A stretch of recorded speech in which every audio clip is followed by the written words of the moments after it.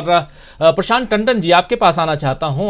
हालांकि आलोचना काफी हो रही है, क्या ये क्रिया की प्रतिक्रिया है और ये समझने की कोशिश, और उसमें भी बीबीसी के ऊपर छापेमारी, या कहें तो आईटी रेड, न कहें तो आईटी सर्वे, उनकी भाषा में ही कहें तो इसका क्या असर भारत ही नहीं, भारत के बाहर मैं खासकर जानना चाहता हूं आपसे कि क्या असर पड़ते हुए दिखाई दे सकता है या आप देख रहे हैं। और दूसरी बात इसमें कि अडानी साहब को लेकर के अलग अलग जगहों पे डेमोन्स्ट्रेशन, ऑस्ट्रेलिया में भयंकर डेमोन्स्ट्रेशन की तस्वीरें वहाँ से आई हैं, और अडानी के नाम पर सरकार घिरी हुई है।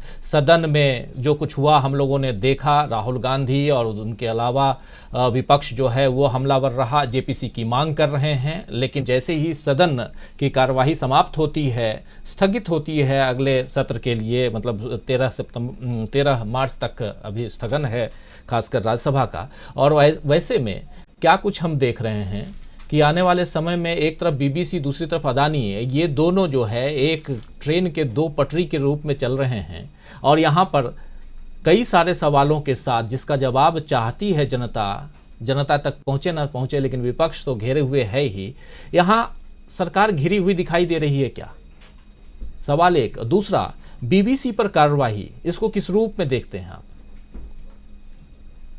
देखिए, नीतीश जी से मैं सहमत हूं कि ये पैनिक रिएक्शन है, हताशा में लिया गया कदम है, और इसकी पूरी दुनिया में, जब हम आप बात कर रहे हैं तो एडिटर्स गिल्ड ऑफ इंडिया आपने बता दिया, प्रेस क्लब ऑफ इंडिया ने भी इसकी आलोचना की है, और पूरी दुनिया में इसकी आलोचना होगी। राजीव जी, पैनिक रिएक्शन इसलिए क्योंकि बीबीसी ने जो नरेंद्र मोदी की इमेज गढ़ी अपनी डॉक्यूमेंट्रीज में, तो उनको कोई बहुत लोकतंत्र के प्रति आस्थावान व्यक्ति नहीं बताया।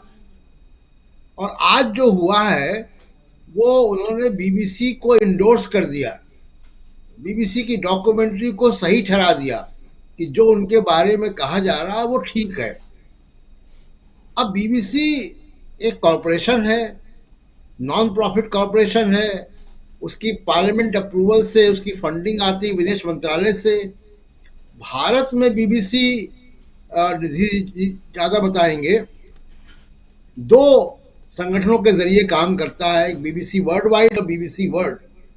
और अब उनके बीच में, या बीबीसी की दूसरी सब्सिडरीज हैं, चाहे वो उर्दू सर्विस है, चाहे वो हिंदी से अंग्रेजी सर्विस है, उनके बीच कंटेंट का आदान प्रदान होता है। उसकी कोई प्राइसिंग पॉलिसी होगी, उस प्राइसिंग पॉलिसी को लेकर आपने सर्वे किया, ऐसा सब बाहर अभी जितना मीडिया में आया वो। अब इस प्राइसिंग पॉलिसी में क्या बीबीसी में काम करने वाले पत्रकारों को थोड़ी ना मालूम होगा कि आप उनका मोबाइल फोन जब्त कर रहे हो, उनके लैपटॉप आप जब्त कर रहे हो, उनके लैपटॉप के पासवर्ड ले रहे हो। तो ये नीजक रिएक्शन है, पहली बात। दूसरा कि जो भ्रष्ट कॉरपोरेशन बता रहे हैं, कांग्रेस के साथ साठगांठ का बता रहे हैं, तो साठगांठ तो मुझे इनकम टैक्स और बीजेपी में दिखाई दे रही है कि जो बीजेपी भाषा बोल रही है वही इनकम टैक्स डिपार्टमेंट कर रहा है, या जो इनकम टैक्स डिपार्टमेंट कर रहा है उसको बीजेपी इंडोर्स कर रही है। राजीव जी, फर्ज कीजिए, मैं केवल तुलना कर रहा हूं, फर्ज कीजिए कि यहाँ पे आज बीजेपी नहीं होती और कांग्रेस होती, तो कांग्रेस के प्रवक्ता कहते हैं कि इनकम टैक्स अपना काम कर रहा है और हम प्रेस की आजादी के लिए बड़े प्रतिबद्ध हैं। और बीबीसी बड़ा रिस्पेक्टेड ऑर्गेनाइजेशन है, क्योंकि उनको शासन करना आता है, उनको मालूम है कि कैसे रिएक्ट किया जाए। दूसरी बात कि बीबीसी वहां की सरकार की भी नहीं सुनता, वो पैसे जरूर उनको पार्लियामेंट अप्रूवल से आते हैं, लेकिन उनकी सरकार की भी नहीं सुनता है। और बीबीसी की क्रेडिबिलिटी बनी कैसे भारत में, जिसको कह रहे हैं कि कांग्रेस का एजेंडा, कांग्रेस के समय में इमरजेंसी लगी थी और इमरजेंसी में बीबीसी में बैन लग गया था। मार्क टली नेपाल में जाकर रिपोर्ट करते थे और घर घर रेडियो में सुना जाता था। पंजाब का जब आतंकवाद चल रहा था तब भी मार्क टली को पंजाब में एंट्री उनकी प्रतिबंधित थी। वो सतीश जेकब उनके भारत के पत्रकार थे और अभी भी हैं, वो फ्रीलांस करते हैं। वो पंजाब में जाके कवर करते थे। तो बीबीसी ने बड़े लंबे समय में अपनी क्रेडिबिलिटी भारत में बनाई है।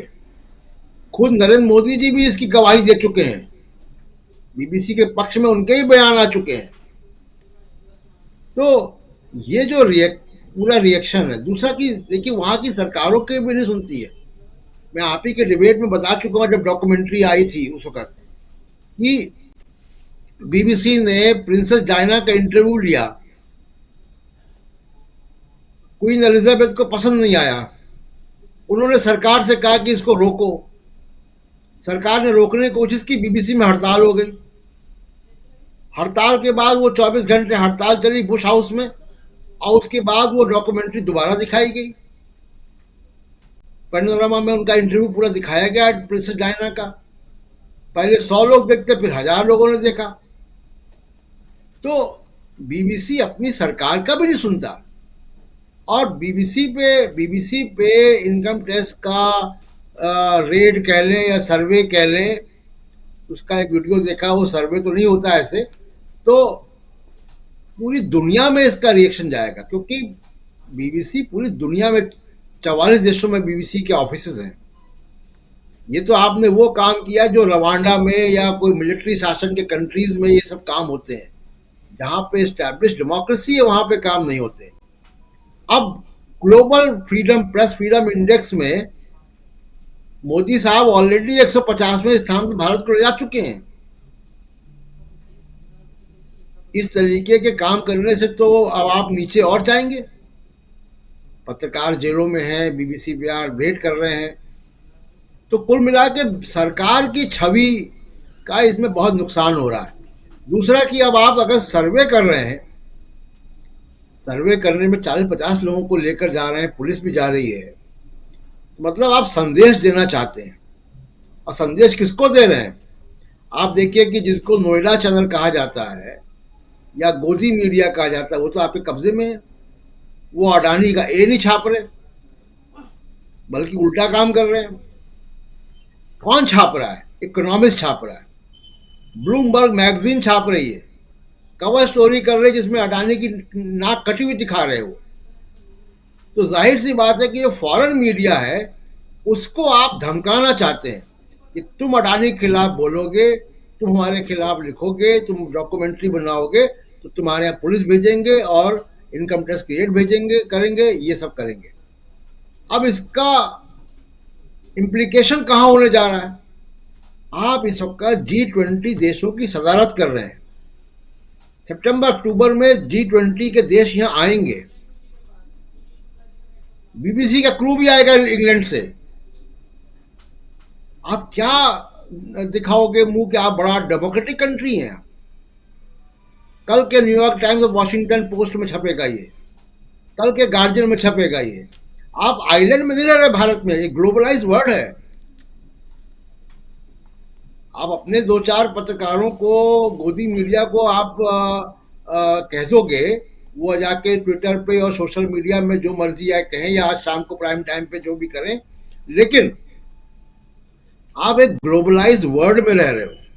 भारत की इज्जत डेमोक्रेटिक होने से है। तो कुल मिला के ये कि ये पैनिक रिएक्शन है और इसको बहुत बुरी तरीके से दुनिया भर में खारिज किया जाएगा।